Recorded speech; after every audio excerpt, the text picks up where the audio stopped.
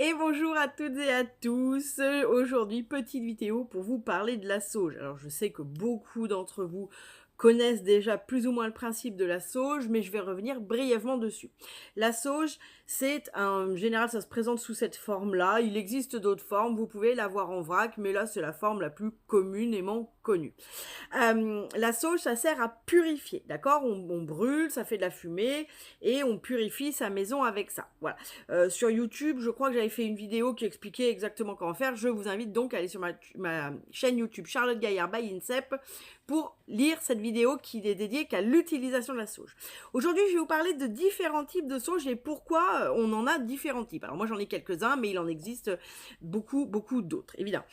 Donc la sauge classique, toute blanche, sauge blanche de Californie, ça j'explique la différence dans la vidéo sur YouTube.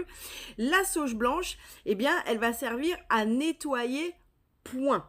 Derrière, il faudra mettre un peu de palo santo, un encens, un coup de bol tibétain pour que les trous laissés par les énergies négatives que la sauge blanche aura enlevés, eh bien, soient comblés par des énergies positives, puisque sinon, par nature, les trous sont comblés toujours par ce qu'il y a de plus dégueulasse. C'est la loi de la nature, c'est comme ça. Bien. Si on veut pas mettre du palo santo, mettre un coup de bol ou mettre un encens, qu'on veut faire qu'un coup et puis foutez-moi la paix, eh bien, c'est là que c'est intéressant d'avoir d'autres types de sauge avec des adjonctions de plantes pour justement faire le job tout en un.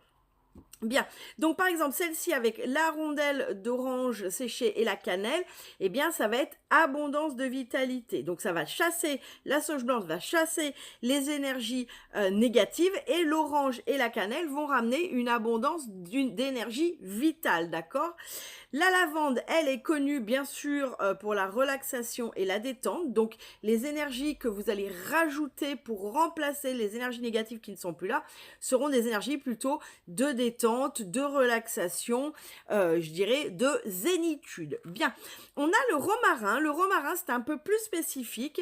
J'en vends pas souvent parce que celle-ci, c'est vraiment pour tout ce qui est les attaques de magie noire ou les énergies, les entités très très fortes. C'est un peu le dernier recours avant de faire un nettoyage de maison par un professionnel.